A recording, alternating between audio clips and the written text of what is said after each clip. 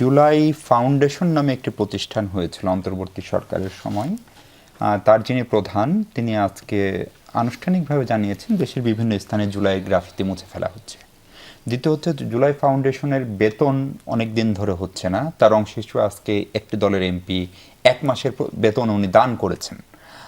জুলাইয়ে যারা আহত হয়েছিলেন, যারা পা হারিয়েছিলেন, হাত হারিয়েছিলেন, তাদেরকে অনেকের অবস্থার ফলো আপ যদি আমরা করি দেখব যে তাদের খোঁজ খবর কেউ নিচ্ছে না। এরকম অনেক আছে, কারো বেশিরভাগই হয়তো নিচ্ছে, কিন্তু একজনেরও যদি না নেয়, ফলে হঠাৎ করে 2 বছরের মধ্যে জুলাই রাজনৈতিকভাবে এতটা গুরুত্ব হারাবে, এটা কি প্রত্যাশিত ছিল নাকি এটাই বাস্তবতা? ধন্যবাদ আপনাকে, আমার সহ আলোচক এবং দর্শক যারা দেখছেন সবাইকে শুভেচ্ছা। প্রত্যাশিত তো ছিল না, কিন্তু দুর্ভাগ্যজনকভাবে এটাই সত্য।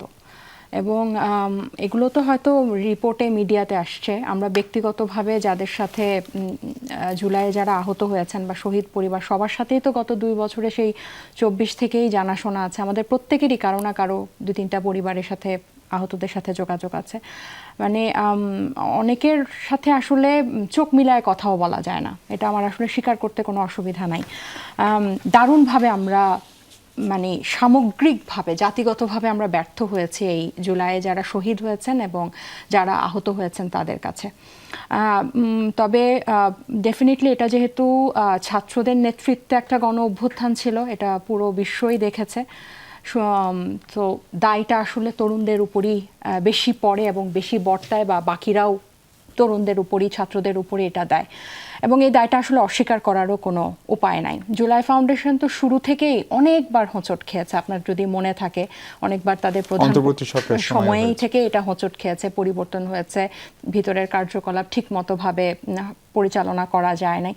সো অনেকেই অনেক অভিযোগ ছিল। সো ওটা তো আসলে একটা খণ্ডকালীন, দীর্ঘমেয়াদে আমরা এদেরকে আসলে ওন করতে পারি নাই। আপনি দেখেন আজকে 1 জুলাই, জুলাই উদযাপন কত বড় হবে, মাসব্যাপী আমরা কত বর্ণাঢ্যভাবে জুলাই উদযাপন করব, সেটা আসলে অর্থহীন যদি জুলাইয়ের আকাঙ্ক্ষাটা বাস্তবায়ন না হয়। সেই আপনি যদি মুক্তিযুদ্ধের কথা যখন আমরা বলি যে মুক্তিযুদ্ধের আকাঙ্ক্ষা বাস্তবায়ন হয় নাই দেখে 71-এর কন্টিনিউশন আপনার 24 হয়েছে, 90 হয়েছে, এরপর 24 হয়েছে। সো ওই উদযাপনটাতে আমার কাছে মনে হয় আপা যখন বললেন যে নিষ্প্রভ হয়ে গেছে বা একটু ফিকে হয়ে গেছে, আমার কাছে মনে হয় যে বাংলাদেশের মানুষ, কারণ একটা জেনারেশন তো পরিবর্তন হয়েছে, একটা বিশ্ব অনেক এগিয়ে গেছে, এখন আসলে ওই উদযাপন কতটুকু জমকালো ওটাতে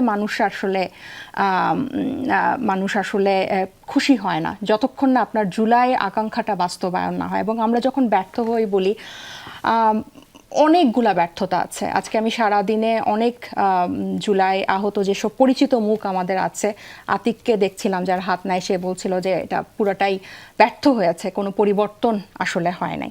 সো ওই যে পরিবর্তনটা, জুলাইয়ের আকাঙ্ক্ষাটা যে বাস্তবায়ন হয় না, আমার কাছে মনে হয় যে জুলাই শহীদদের নিজেদের টাকা পয়সা, নিজেদের জীবন থেকেও এটা বেশি দুঃখ। আরেকটা হচ্ছে বিচার।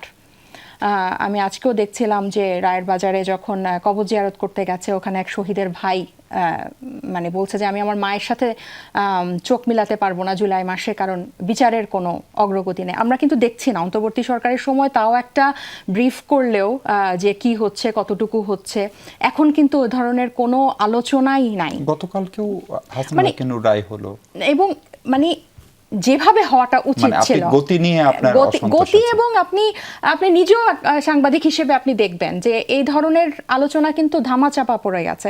এবং পরিবর্তনের কথা কি বলি, আমরা এই জুলাই থেকে একটা নতুন রাজনৈতিক শক্তি বের হতে পারলো না।